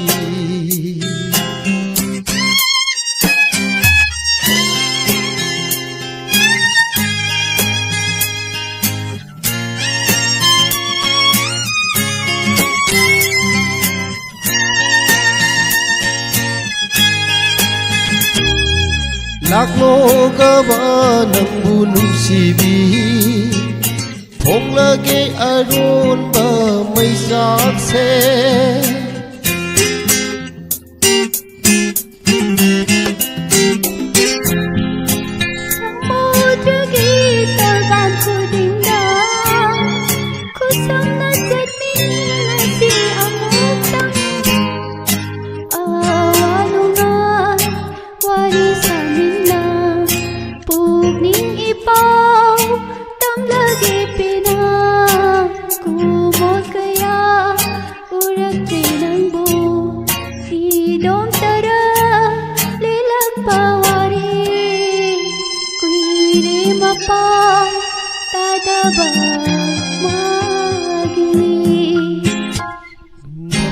Tadaba magi chithi thaki pau khum di phangde khang pham khangre miram chida leita pham khangre pau khum ngai bada kuire mapa tadaba magi remix ko adona ne sai film da saki ba duet song do ya di sak pa kha nungai do bane sina remix da la khami na tang ni ware do bo pha ba pha da ba hi bai ta ba imagi da ibung na sak pa di dum phajagi da aina samani sidi aina khatang kaino tawsan gi ban samani nungai jai thaga chari me abum na ba mathangi kolong lo khasage hello Konjel se mani chingna ba ma dum yawi hai tari hek hello hai paga man je ki sana do rom do wale mani ai je ming lai bam hai ti ngai da ai bi toy na tawe da hai da nga ti je ma pham amada ai je lai jari ba ko ma pham ma be di ai gi thabak pot pi ba ai pot order gi sali hai ba imung si da ne khoi gi ne diamond tv bu yam taw ayang ne ta ja ba khoi gi yum pan ja dra bi si ini hai ane de ma si mana ge la black se nung ti gi ta ba ta le mi se da speaker tha dok ta na taw le mi adu ni ne kano ne tari se radio da na tro radio ด้วย radio ห้อง radio ให้รู้ 아무튼 아이죠 탁탁갈리야 그는 꼭 투기 만 한다. 호이 타가부터 꼭 투기. Diamond TV ให้กันในยิงบ่อยด้วยเนี่ยบ่ 호이 아도 아이도 탁탁거려 돈다래 นี่เนี่ยมาพัมอัมเดซัดเลยนะให้เสีย 뭐 팜시 그라이저가 도 비도이네. ก็ได้จะก็อดด้วยเนาะ ค่อยว่าบ่ไงดิว่าก็ค่อยมีตัวเรียงวางมาให้ได้คนเลยใกล้มาสินะได้ดาไอ้มาชูจิงกิปวดปีบกิจะปะเนี่ยไอ้ลิคอนคาริกราตัวด้วยดายันพวายังมาตาตนะเลยรำบะฮานจะต้องตาปะเนี่ยดูเฮาจิกชัวมุใช้ชักตะไปยารวยให้เลยไอ้บ่ไอ้น่ะไอ้จะงเอาพิจาดามันต้องไปเสียให้เลยบ่ยันน่ะหันจะไอ้จะระบะอันนี้จะมาพัมจะมาตำจุงอ่ะสิทำมาตะดีไอ้ไหลบักยันพะปะเนี่ยดูไอ้น่ะคันจะเรอีเนี่ยอันนี้จิน่ะปามเจอบ่ดูตัวโกนจะพังเนี่ยบ่กว่าดูกีอีเนี่ยอันนี้จิบูยันน่ะปุ่งอิงนกทุนบ่ไว้ในใช่มาไอ้ทักเจระแกได้ใช่จินะจูใช่จิจูไอ้กีอีจานปานหันน่ะอีงอนดาไอ้พนกันว่าจิสกินแต่สไปดิ้งไอ้ดามังว่ามานะตำบีกีบันเนี่ยบ่กันอีบีกีบัลายจะทักกี้ทัดิตากะdo ado kun mate phajaba ada phajaba ya nuksi ba dare do bu khasara ga ini bu ya anna pungning je nok thola ge do sakjara ge ko sai se nok thola ge sini ima ni gi thamoi je ise ni ne na ngasi di phajna nok thola ma ge sini khanbi ri se 타가서리 제세들이 뿡링 녹톡바 이세이시 아무튼 제세는 그돈 덤 비도이라 아이나 감자라게 ꯌꯥꯝꯖꯨ ꯃꯔꯨ ꯑꯣꯏꯕ ꯅꯨꯃꯤꯠꯅꯤ ꯉꯁꯤꯁꯦ ꯑꯗꯨꯒ ꯏꯆꯥꯅꯁꯨ ꯏꯕꯤꯒꯤꯕꯅꯤ ꯏꯆꯥꯅꯨꯄꯥꯁꯤꯅꯁꯨ ꯃꯥꯅ ꯐꯣꯟꯗꯩ ꯇꯧꯔꯒ ꯑꯩꯉꯣꯟꯗ ꯏꯕꯤꯔꯒ ꯁꯛꯆꯈꯤꯕꯅꯤ ꯃꯌꯦꯛꯁꯦ ꯏꯊꯣꯛꯑꯒ ꯅꯤꯅꯦꯅ ꯁꯛꯈꯤꯕꯅꯤ ꯍꯥꯏꯕꯅꯦꯕ ꯍꯣꯏ ꯍꯣꯏ ꯍꯣꯏ ꯌꯥꯝ ꯅꯨꯡꯉꯥꯏ ꯍꯧꯕꯤꯔꯛꯑꯣ ꯅꯤꯅꯦ ꯍꯧꯕꯤꯔꯁꯤ ꯑꯝꯇꯪ ꯌꯥꯝ ꯐꯖꯕ꯭ꯔꯥ ꯑꯝꯇꯪ ꯇꯥꯊꯣꯛꯑꯒ ꯌꯦꯡꯉꯒꯦ ꯅꯣꯛꯄ ꯍꯣꯏꯁꯨ ꯈꯔ ꯅꯩꯔꯛꯀꯅꯤꯕꯨ ꯑꯁ ꯑꯩꯗꯤ ꯍꯩꯇꯦꯀꯣ ꯑꯗꯨꯝ ꯊꯛꯄꯅꯤ ꯍꯩꯇꯕꯅ ꯁꯛꯄꯁꯤꯅꯤ ꯑꯩꯈꯣꯏꯅ ꯍꯦꯟꯅ ꯇꯥꯖꯅꯤꯡꯉꯤꯁꯤ ꯍꯣꯏ ꯍꯣꯏ ꯁꯛꯆꯔꯛꯑꯒꯦ ꯍꯣꯏ ꯍꯣꯏ लाइज थकी थारी खा मालंग चिरोन फंबद लैना जगोई छाबरी खाजमा बुंगाई बरा लाइज थकी थारी खा मालंग चिरोन फंबद लैना जगोई छाबरी थाजमा बुंगाई बरा लैरांना तो उबादा थमोय दिनोली लैरांना तो उबादा थमोय दिनोली ꯅꯨꯡꯁꯤꯅꯕꯨ ꯅꯤꯡꯁꯤꯡꯅ ꯊꯃꯣꯏ ꯑꯩꯗꯤ ꯅꯨꯡꯅꯥꯡꯏ ꯂꯥꯏꯖ ꯊꯛꯀꯤ ꯊꯔꯤ ꯊꯥ ꯃꯥꯂꯪ ꯆꯤꯔꯣꯟ ꯐꯪꯕꯗ ꯂꯩꯅ ꯖꯒꯣꯏ ꯁꯥꯕꯗꯤ ꯊꯥꯖꯃꯥꯕꯨ ꯉꯥꯏꯕꯔꯥ ꯊꯥꯖ ꯂꯩꯔꯥꯡꯅ ꯇꯧꯗ ꯊꯃꯣꯏ ꯑꯩꯗꯤ ꯅꯣꯜꯂꯤ ꯅꯨꯡꯁꯤꯅꯕꯨ ꯅꯤꯡꯁꯤꯡꯅ ꯊꯃꯣꯏ ꯑꯩꯗꯤ ꯅꯨꯡꯅꯥꯡꯏ ꯂꯥꯏꯖ ꯊꯛꯀꯤ ꯊꯔꯤ ꯊꯥ ꯃꯥꯂꯪ ꯆꯤꯔꯣꯟ ꯐꯪꯕꯗ ꯂꯩꯅ ꯖꯒꯣꯏ ꯁꯥꯕꯗꯤ ꯊꯥꯖꯃꯥꯕꯨ ꯉꯥꯏꯕꯔꯥ खागी नुंची नामी बा नुंदो लेगला पूरगले खागी नुंची नामी बा तावरे दनते कनो तावरे आइजे तोइना सुसाकिद्रबनिना जुमा काथोक कइसु काइदेदा निने अदुम मखा अदुम पाखत्पा माले हजांगसे कमाइ तोइनो सोइगजु ꯏꯍꯦ ꯁꯣꯏꯔꯦ ꯃꯈꯥ ꯑꯗꯨꯝ ꯇꯥꯕꯤꯔꯛꯑꯣꯅꯤꯅꯦ ꯑꯃꯨꯛ ꯇꯥꯖꯔꯒꯦ ꯑꯩꯈꯣꯏꯗꯤ ꯃꯈꯥ ꯇꯥꯗꯧꯒꯤ ꯉꯥꯏ ꯂꯩꯔꯤ ꯈꯥꯒꯤ ꯅꯨꯡꯁꯤ ꯅꯥꯡꯏꯕ ꯀꯩꯅꯣ ꯇꯧꯔꯦ ꯅꯣꯡꯗꯣ ꯂꯤꯛꯂꯥ ꯄꯨꯔꯛꯂꯤ ꯂꯩꯔꯥ ꯊꯠꯇ ꯀꯦꯂꯔꯅꯤ ꯇꯥꯏꯕꯪ ꯃꯩꯁꯥ ꯀꯣꯛꯂꯔꯅꯤ ꯂꯥꯏꯖ ꯊꯛꯀꯤ ꯊꯔꯤ ꯊꯥ ꯃꯥꯂꯪ ꯆꯤꯔꯣꯟ ꯐꯪꯕꯗ ꯂꯩꯅ ꯖꯒꯣꯏ ꯁꯥꯕꯗꯤ ꯊꯥꯖꯃꯥꯕꯨ ꯉꯥꯏꯕꯔꯥ ꯂꯣꯏꯖꯔꯦ เตียนนั่นด้วยนี่เนี่ยนี่ 지세세 이마 아니기 구돈 담나바 호나보다 지세세 ям 빡한나 이세세 구돈 담비래 ngasi세 그만 또 있는 건가 pakatpa ibung pakatpa ma yaw dri ni ne se ngasi je wakhal je lang yi to gi budi ni ne se dum masagi su khara wakhal je dum nungai je ba haidi khoi gi manjana yam pukning thogat pi bani na ba ko nungai thogat ni chen punsi si ko mane nupi oibigi khwaidagi nungaisaba matamse karambano hai kanda khoi nupa oibasingna nupi singje luna tawbibado se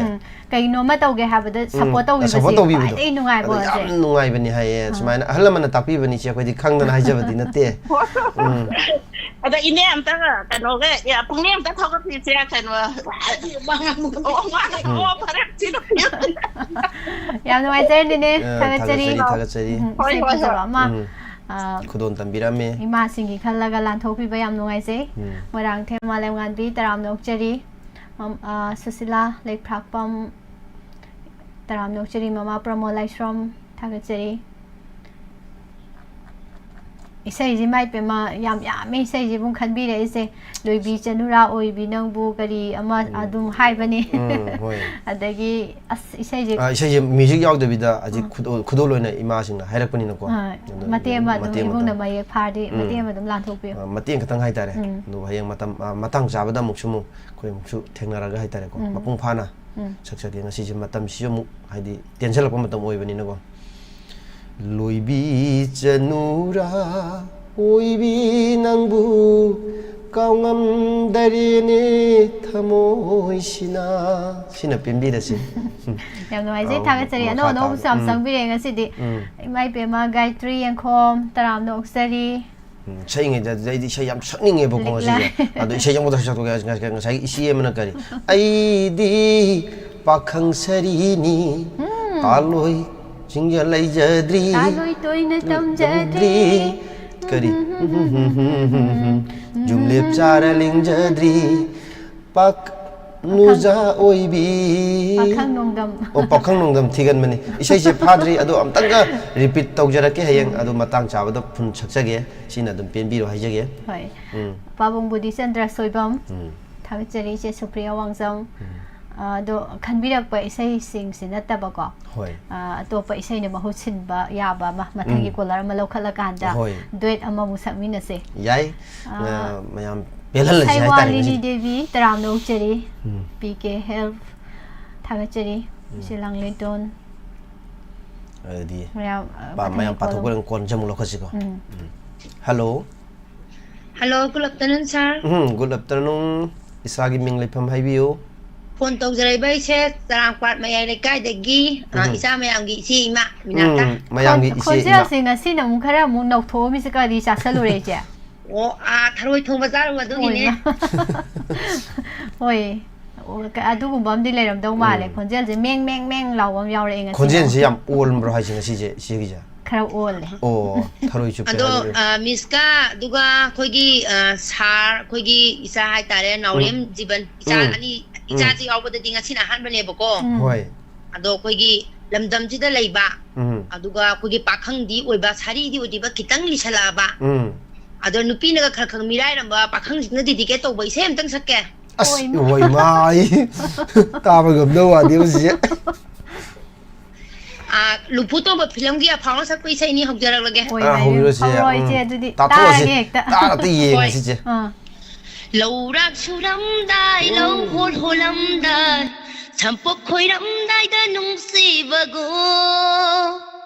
bún si su pa gi nung si biro ne tham môi che lai mal oi hal vino lâu rạc su đắm đai lâu hôn hồ lắm đai chăm bốc khôi đắm đai đã nung si và go bún si su pa gi nung si biro ne tham môi che lai mal oi hal vino pakhangi mai se mahin ka daure nung chi bi nangu ya na bathiam bada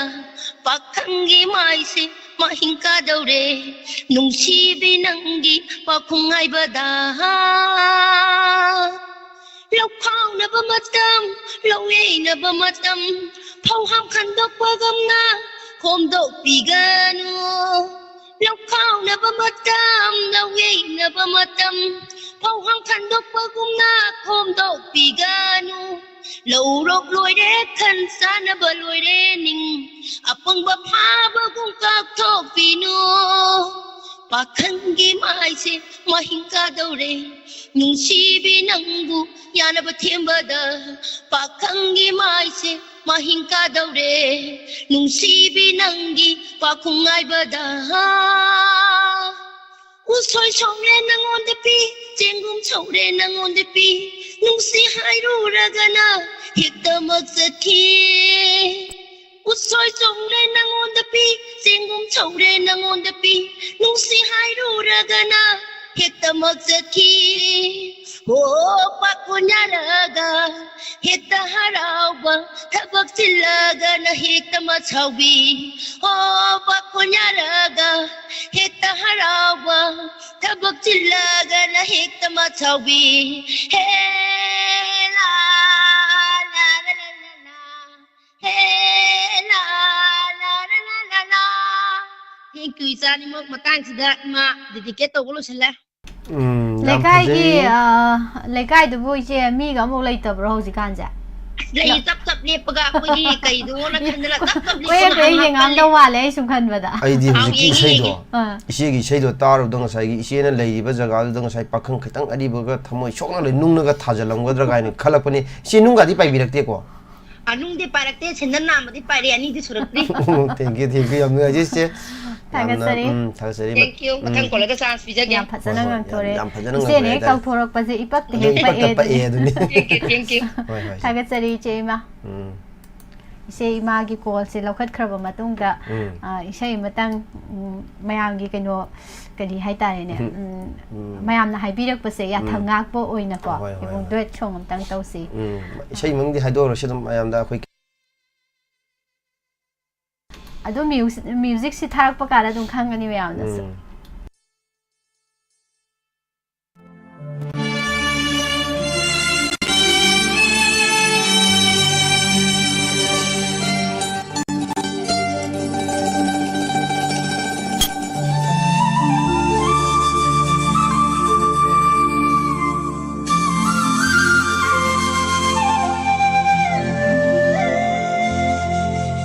करी थाद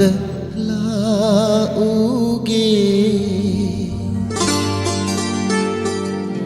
मेरा थाद लाक्षीरा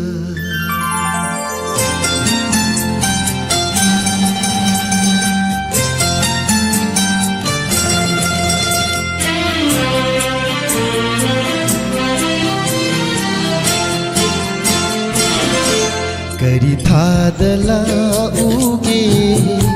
मेरा थाद लाक्षीरा फाइरिन थाद लाऊरा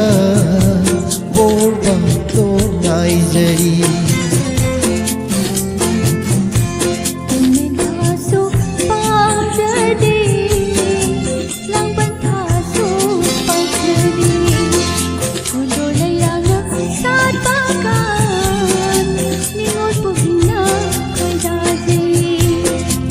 थाद लाऊगी मेरा थाद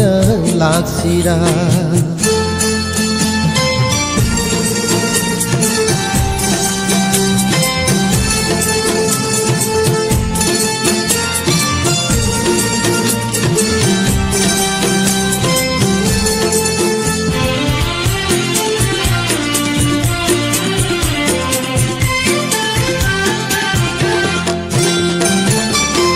Kalian may sa langringay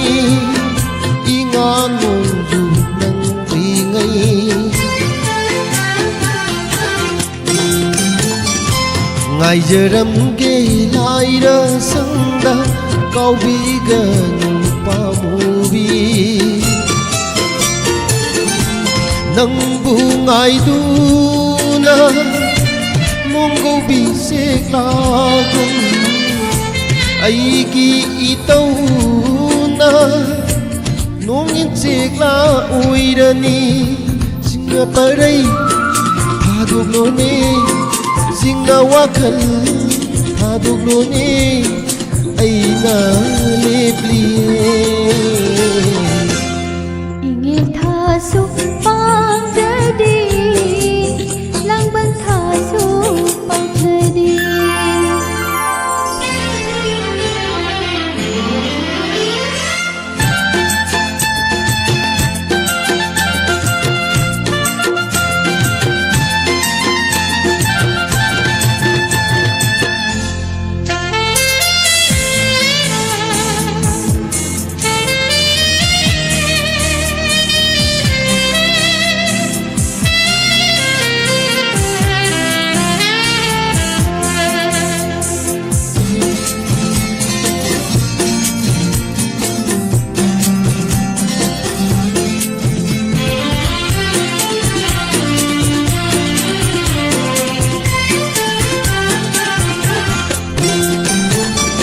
Sajibugi noma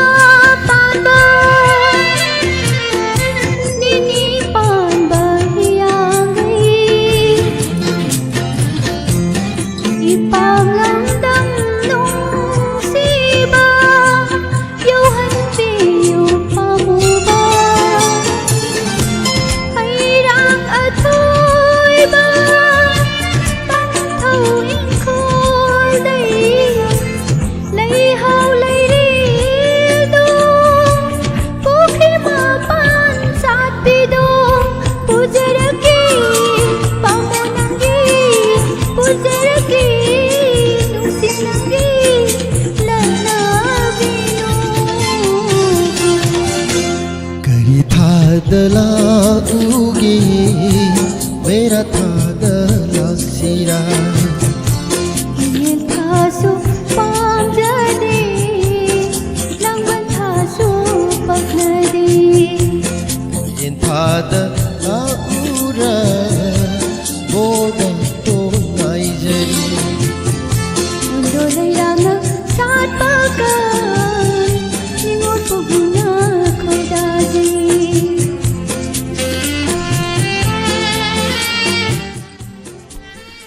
Ibu itak takat lidah saya saput करी की पाखली नो पाखत तो बिता Isai se, सच्चे Nimit nini humni je saya ibu sa udre ba होय Kangau dan sat laung saksan ba jida bu ko पाखली ने बा pakat padi kano mihun je haina ko sien jen bai dare मी हुन मुके तो के रे उक्ति ने को horen tv na simi याम नgai थागत सरी मयामबु Tagasari ngasi live se koi ki Facebook page Diamond TV Facebook page ta su live tau sabani ado live thi badi mayam se ming live ta lebi mayam se ming am ta pajada baje ado mayam tagasari live ta lebi mayam होय duga ngasi ki YouTube ta lebi mayam bu so hana hana tagasari isai sidi ngaure he fajabai isai ni हईब हईतबा ngasi gi thoram pare ngasi gi haitare koi haita haita kudon tamjabni mayamna thagat piraba amukana langlen mutum aduga taram nokcheri ngasai gi kohou da badane pan ga thangjing ge irom basu yawi um to yawi ise devjani mama anandi na si udra kaino tan do umtan ne lo mi ai si kai pakha ya kaino ne puspa si tan khitang ne lan da yaroi duri tan ne chen gre do basara khitak ta paure do kana hona jage mama thokso meri thagachari je ingbium nam thagachari che thongam bining thojam nahan kai kai da lot loge ye sar jiban se che thongam bina yumda lo ba ibung jiten ge comment sem tang yang jauge miss puspani sai haire na bung na taw nungai ibung tawa yari yari okay thagachari naduga madhumati good evening taram nong chini ka kham bai se barjisori takhel changbam thagachari rk sumati iche supriya wangsam thagachari adudi ibung mathangi kolam ko Hello, inaw nebu ichena ikai kumnajari. 다가서리 제 momo gi sinina hello Hello, inaw thoibi. Iche kating khunai dagi naw re mabe. mayam na di Hobadagi call ot pada isai call wala. 책 그 kuiman gidana ise munna ningsang biu matam pija doi ni sise gidi ma ningsang bai matam pija doi ni adu sise ngasi je ningsang boi na sise ngasi je kari Now toibi da dedicate tauraga sagla ge amma ningsing ba mate kita hoi ningsing ida sakto hor sise haudara ge hobiro nang bu asum ningsing dona laire nipu ama nang bu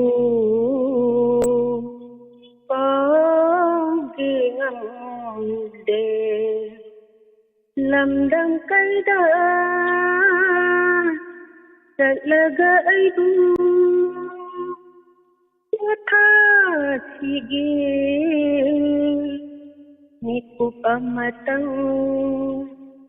nang bu asum ningsing dona laire nipu ama nang bu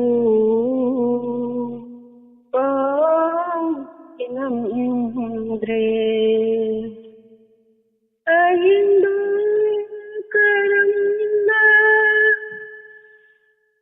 Kanyagi amabase Kang bagi pangan Loy kamale Asira punci Asira nungsiba Aigi wakal Aigi punci Mapang kandre Aidi ol ole Nabu asung Ningsing duna Laide Nikut ama nang du togi namde kan lagi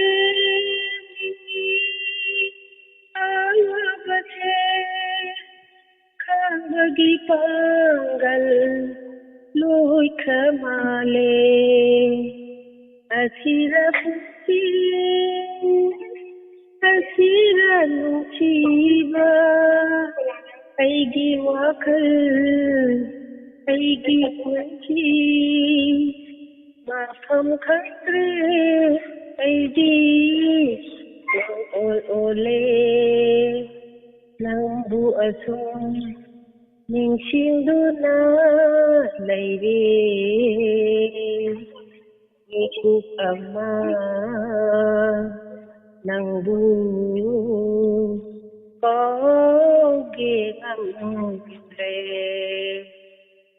Hello, Inawani. Onthongna phajakre ise yam phajabai sai ni nanaw na yam pamjaba kon mandana ba sai ko ganlaline ya dire ngasai gi call jin phangna ba na nambo hana bada wala bada sai gi ko kaurasu dum phajana tagre phajana saktok piri se aidi nokpa di ngaktang mittagi pi tage tore sei do tabada yam nungsibi sei ni haitare inawani na thagati ba yam nungai jare thank you sise saru yabirakna thor mapung phan mi bagno thagatsari thagatsari mayam ngasi di call se lokachara roige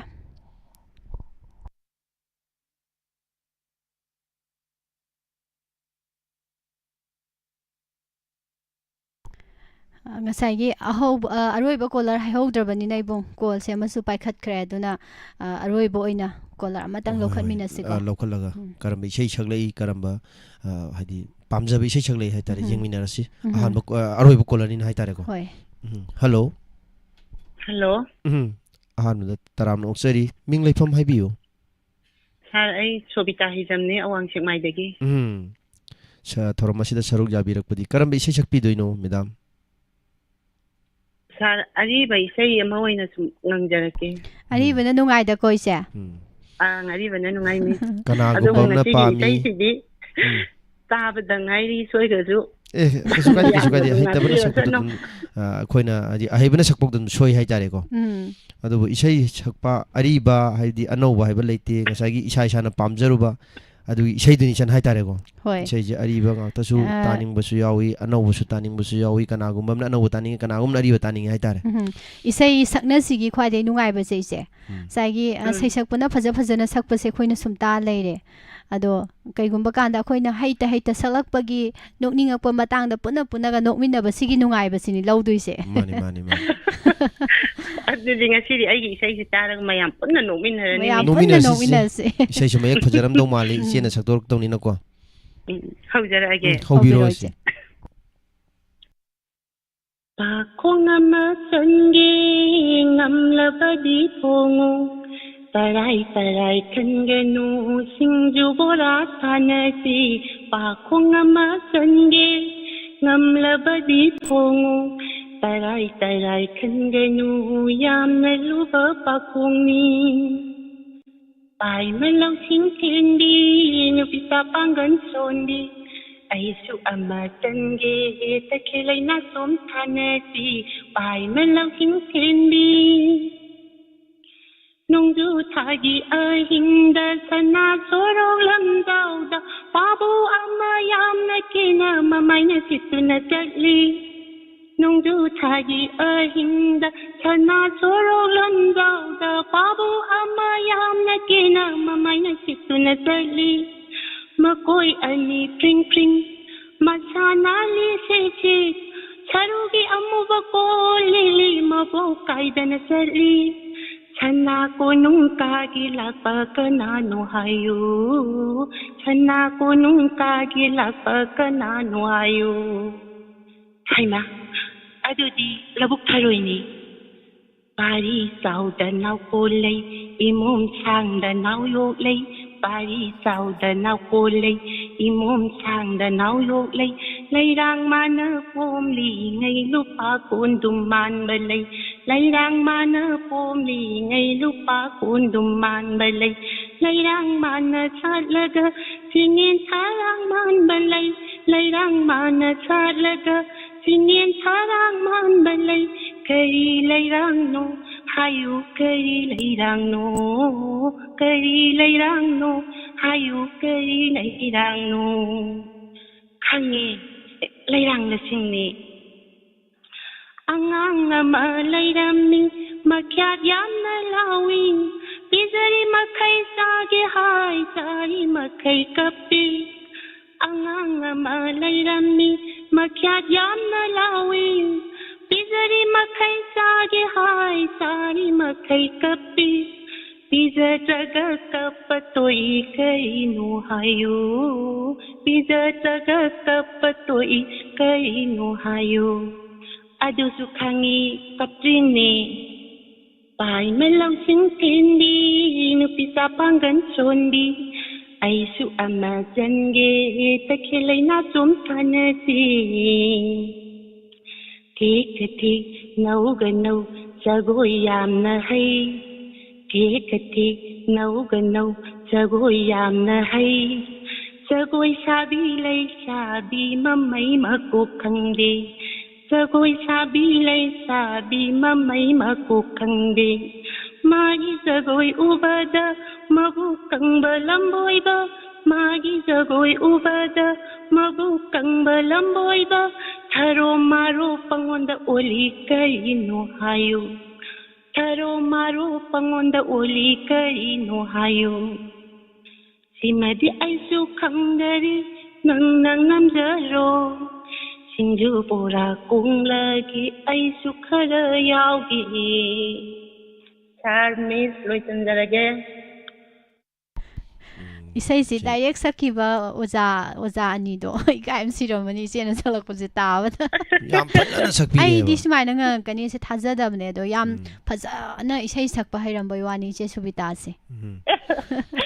ꯌꯥꯝ ꯅꯨꯡꯉꯥꯏꯖꯩ ꯅꯍꯥꯟꯃꯨꯛꯁꯨ ꯏꯁꯩ ꯐꯖꯕ ꯑꯃ ꯇꯥꯈꯤ ꯑꯗꯣ ꯉꯁꯤꯁꯨ ꯑꯃꯨꯛ ꯇꯥꯍꯟꯕꯤꯕ ꯌꯥꯝ ꯅꯨꯡꯉꯥꯏꯖꯩ ꯏꯁꯩꯁꯦ ꯑꯩꯈꯣꯏꯒꯤ ꯏꯕꯨꯡ ꯀꯣꯂꯔ ꯃꯌꯥꯝꯅ ꯁꯛꯂꯛꯄ ꯏꯁꯩꯁꯤꯡꯗ ꯁꯨꯡꯌꯥꯎ ꯌꯥꯎꯗꯕ ꯏꯁꯩꯅꯤ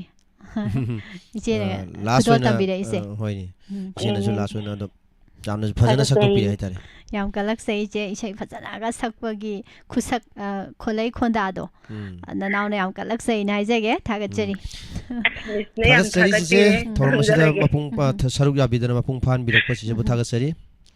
Thagazari che. Thank you. Isena soroi ba kolar oi senjare ngasi gidi. Ado ibung matam swam laitramnina mayam di sei mayam khanbire do sum simaina kolar lokhat pa loiraga ngasi gidi loisinjare haraga loisinbase kaije. Aduna matam yam laudabida. Aloi boina doit amtang ga saksi ibung kari sei saksi ge ibung namtang sei amtang khanbiro. Sei yamna su lang daba yamna su haidi tap taba hai tare ko. Sei khoi gi kari Ranbir Thongnaga Pusparani ga sakpra tamnara su kauna nusi ko tawudo adu sei nang tani hiligi nang tani hiligi adu di sarita ga sakmina bado oi doine bo sarita ga sakmina bra ado ibung asi je isai sakpude accident thoke tawe thon gumji ado aina hainingi na ibung da hainingi na ibung na harak pase ai hikto roige matam leitrabani na ada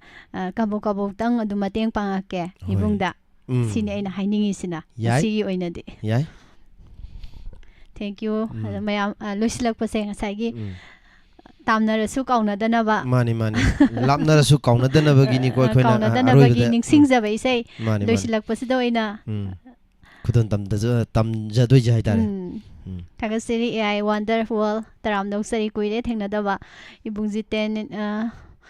somobala ningobam taram dok chari sana bullet mama sana tombi iche hawijam purnima ali Thagazari sana thoi live ta lebiri bo mayam thangja monica ango ni sabitri ne vidita marup ambika se sana manju 1 2 3 iche supriya wangjam yaifabayum live ta lebiri bo khudingma konjengbam singlen Thagazari bumnamak ibung punsiba bopen lukram oyam isai taminar siloi salak pase Anila Devi thank you ibung Hindi lai somna sor phaba hai ai thoram silorga ibung Hindi ga sor phabai matang da wari sana da yaroi Thagazari adu di ibung hausi ko haujan se hoi thank you ma'am isai aroi boinam tanga khudol tamjage warsuana loisilak pase tamina se thank you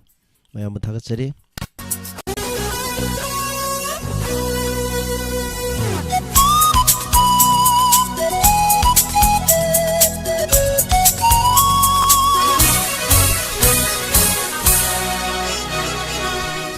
Rasu kauna nusiko Ningsing nasi punsi chupa Tamna rasu kauna nusiko Ningsing nasi punsi chupa Unadari khando na mirai beginning binu Kaina bani khandinu Ho udragana hen laita de Uragana hena koirangi Sanabi nangi sakdam se Puduna sale thamoinunda Puduna sale thamoinunda Nantana hili nantana hili nusiba Nantana hili nantana hili nantana hili nusiba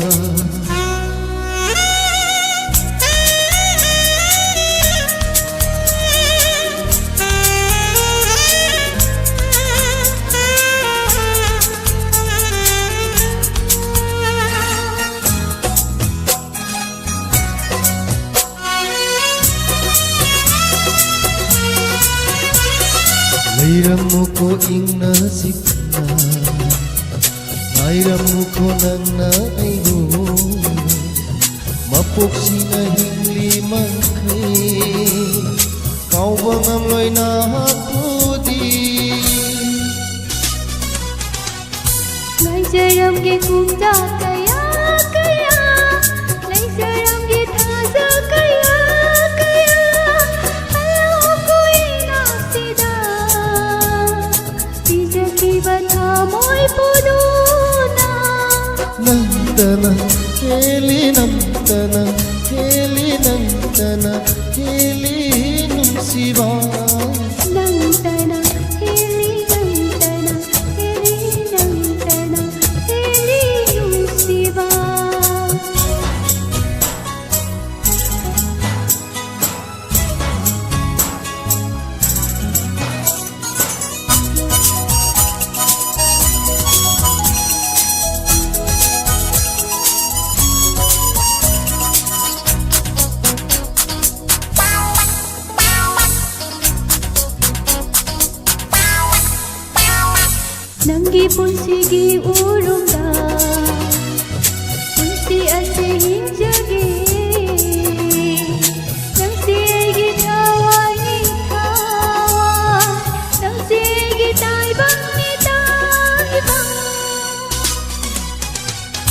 Amel oina lengdana aina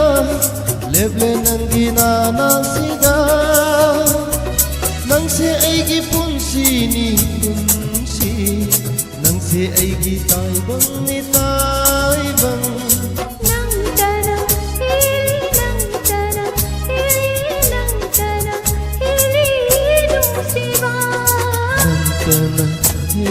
nangtana heli nangtana heli nusiba tamnara sukauna nusiko nisina si pangsi chupa tamnara sukauna nusiko nisina si pangsi chupa unadari khandona mirai beginning bino kaina bani khandino uragana hena laitade uragana hena koirangi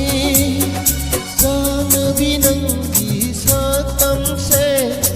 uduna sale hamoinunda uduna sale hamoinunda nangtana heli nangtana heli nusiba nangtana heli nangtana heli nangtana heli nusiba nangtana heli nangtana heli nangtana heli nusiba nangtana heli nangtana heli nusiba aina sum tari ni ko ibung se Ranveer sara ko ai si sei rambi akhoi rambi gi sei ji sakpada karyani khonjen je ai gi khonjen da lajabdi dum sakdokpa ani chana thagat pir pa yam nungai jai hai tare da Ranveer hai pe pen man gi torok ma tang sum yaw rai ta akhoi ni thagat lai re si ji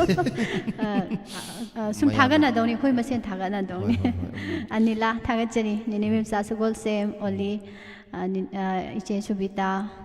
somo balani ngombam iche abe khangem thabat mi su paisale e matang sida nang tan heli sida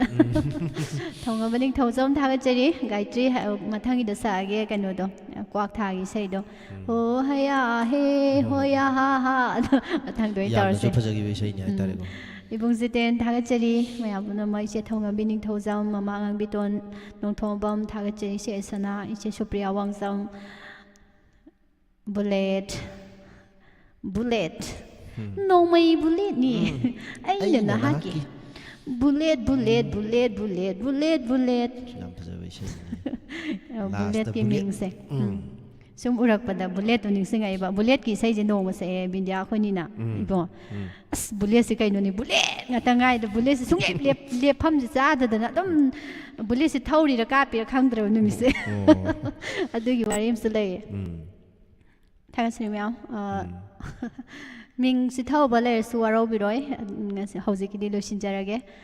mathangi thorom adum akha tarak pada tonga tonga ba pungkham sing da dumak puduna laksage khaidem prema kaisam bi molata thaga sri myam pum namak duga Facebook page da lebiri ba tonga tonga ba platform sing da thorom sibu tabiri ba amadi yengbiri bu khuding mak pusu hana hana thaga sri